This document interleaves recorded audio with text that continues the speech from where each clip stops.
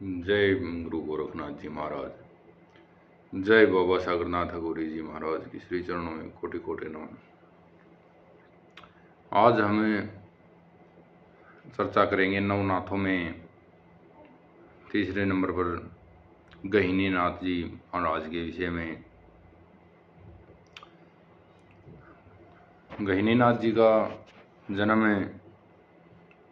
बताया जाता है कि गुरु गोरखनाथ जी के द्वारा ही, उन्हीं के आशीर्वाद से हुआ था। एक बार की बात है, गुरु गोरखनाथ जी महाराज और दादा गुरु मच्छिंद्र नाथ जी महाराज भ्रमण पर चल रहे थे और वो दोनों साधु समाज के साथ चलते चलते किसी गांव में जाकर रुके। वहाँ पर ठहरने के बाद गुरु गोरखनाथ जी को दादा गुरु मच्छिंद्र नाथ जी महाराज संजीवनी विद्या का अभ्यास करवा रहे थे, संजीवनी विद्या सिखा रहे थे। अब होता ये है कि गुरु गोरखनाथ जी महाराज का एकांत में संजीवनी विद्या का अभ्यास करने का समय शुरू हो गया। तब दादा गुरु मच्छिंद्र नाथ जी महाराज कहते हैं कि हे गोरखनाथ, मैं जरा नगरी में जाकर भिक्षा ले आऊं, तब तक आप अपनी जो ये पढ़ाई है, मंत्र हैं, इनका अभ्यास करें। आप एकांत का फ़ायदा उठाएं, यहाँ पर अपना अभ्यास जारी रखें। अब इतना कहकर दादा गुरु मच्छिंद्र नाथ जी महाराज तालाब किनारे छोड़ गुरु गोरखनाथ जी महाराज को और भिक्षा लेने के लिए नगरी में चले जाते हैं। अब इधर तो वो नगरी में गए, कुछ समय होता है दादा गुरु जी को। इधर कुछ बच्चे खेलते खेलते और गुरु गोरखनाथ जी के समीप आ जाते हैं।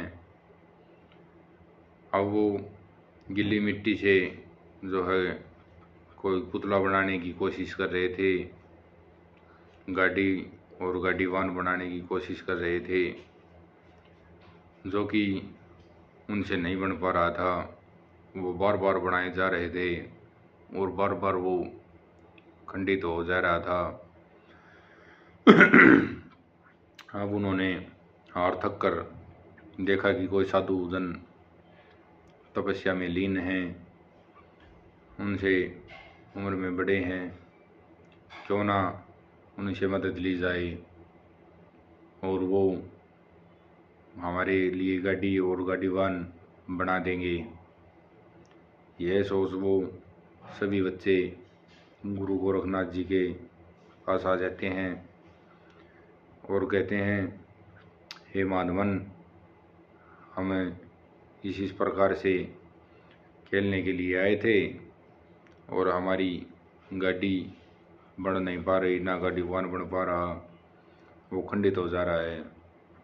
क्यों ना आप हमारे लिए एक गाड़ी और एक गाड़ीवान बना दें, हम उनसे कुछ समय के लिए खेलते रहेंगे। अब गुरु गोरखनाथ जी उनको मना कर देते हैं कि मैं अपनी पूजा में, भक्ति में लीन हूँ, आप मुझे मेरी इसमें बाधा मत डालें, पूजा में बाधा ना डालें और आप यहाँ से चले जाएं। अब बच्चे भी हठ योगी होते हैं, हठ होता है बच्चों के अंदर भी, बाल हठ है। अब वो भी ना जाते हैं और बार बार आग्रह करते हैं गुरु गोरखनाथ जी को। बार बार आग्रह करने पर गुरु गोरखनाथ जी विचार करते हैं कि अब ये तो यहाँ से जाएंगे नहीं, क्यों ना इनके लिए एक वो गाड़ी और गाड़ीवान बना दिया जाए।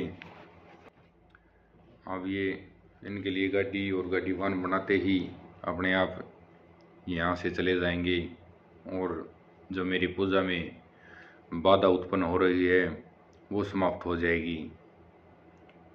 अब गुरु गोरखनाथ जी बोलते हैं बच्चों को कि मैं अगर आपके लिए गाड़ी और गाड़ीवान बना दूंगा तो आप यहाँ से चले जाएंगे।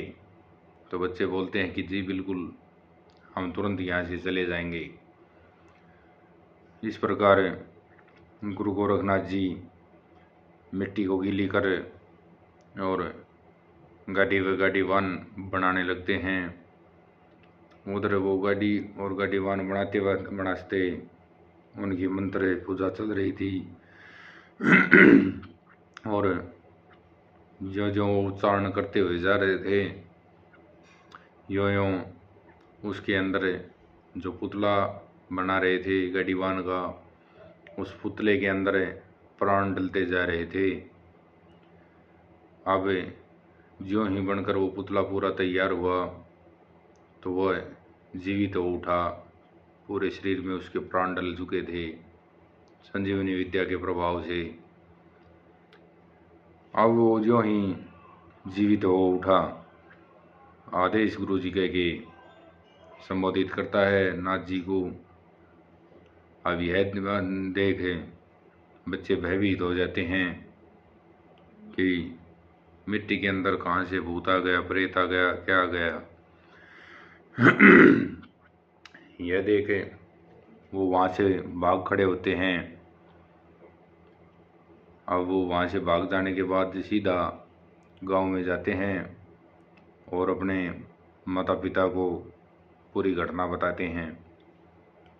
अब यह सुन गांव वाले भी आश्चर्यचकित हो जाते हैं कि ये तो कोई महान योगी, तो महान तपस्वी हैं जो एक मिट्टी के पुतले के अंदर भी जीवन डाल सकते हैं।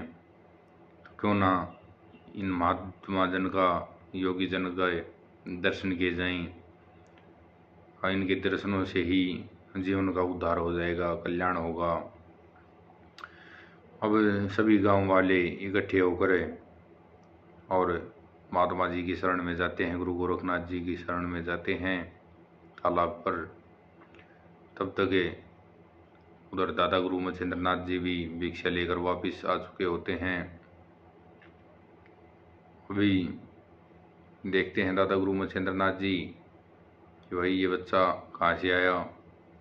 पूछते हैं गुरु गोरखनाथ जी से, कौन है ये बच्चा, किसका बच्चा है।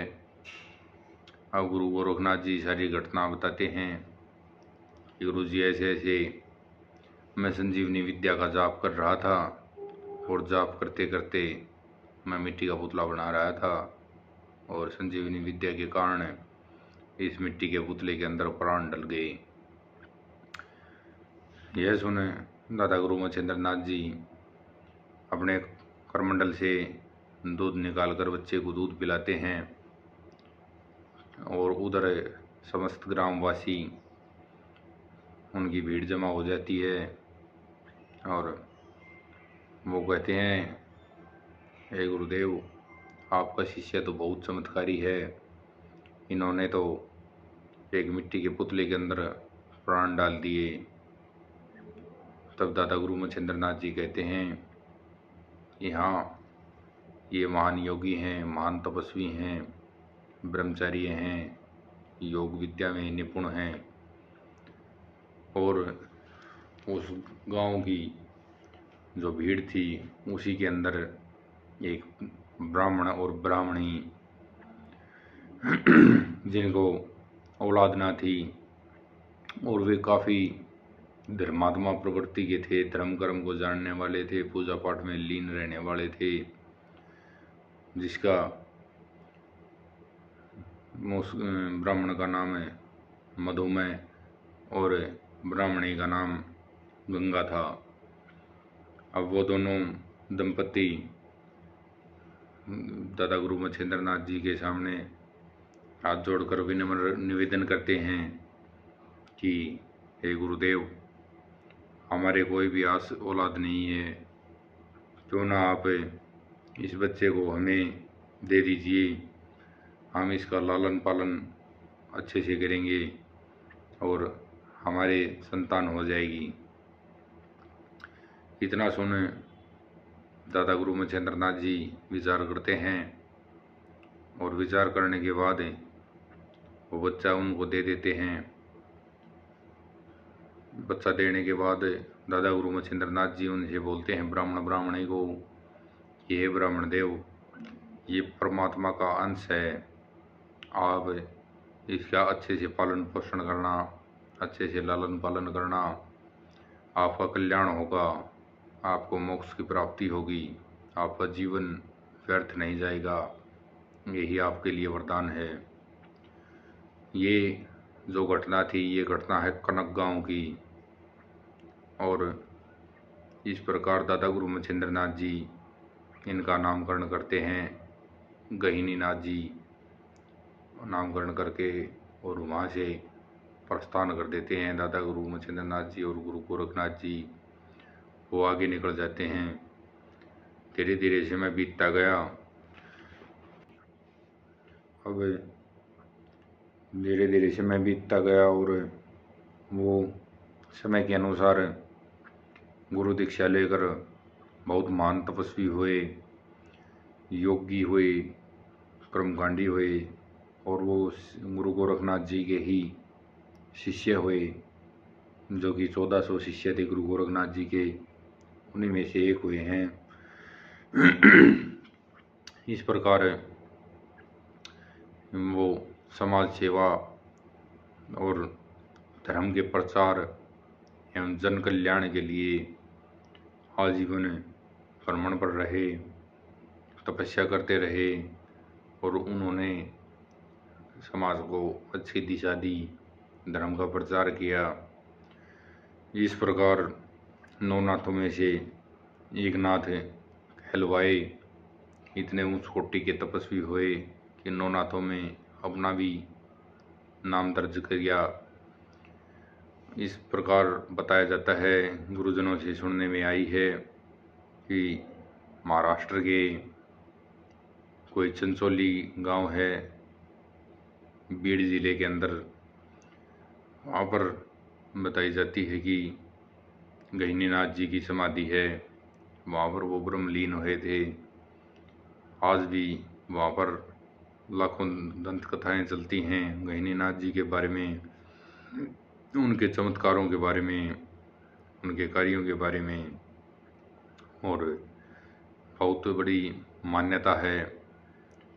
बताया जाता है कि वहाँ भी बहुत दूर दूर तक के आज भी समाधि को पूजने के लिए आते हैं, और सच्चे मन से जो भी वहाँ पर आकर नाथ जी को पुकारता है, उनकी सेवा लगाता है, जोत लगाता है, तो बताया जाता है कि वो मनमाना मनमांगा वरदान ही प्राप्त करते हैं। इस प्रकार ज़्यादा तो क्या कहें, ये तो बहुत बड़ी वीडियो हो जाएगी, और इनके तो असंख्य कहानियाँ और असंख्य उदाहरण हैं जो कि हमारे लिए तो पूरा दे पाना आम इंसान के लिए असंभव है। लेकिन जो इनकी जन्म की घटना थी, हल्का फुल्का जैसा हमें ज्ञान था, गुरु महाराज के आशीर्वाद से वो आप सभी के साथ शेयर किया। धन्यवाद। जय गुरु गोरखनाथ जी, जय बाबा गुरुदेव बाबा सागरनाथ गौरी जी, आपके चरणों में कोटि कोटि नमन। जय हो।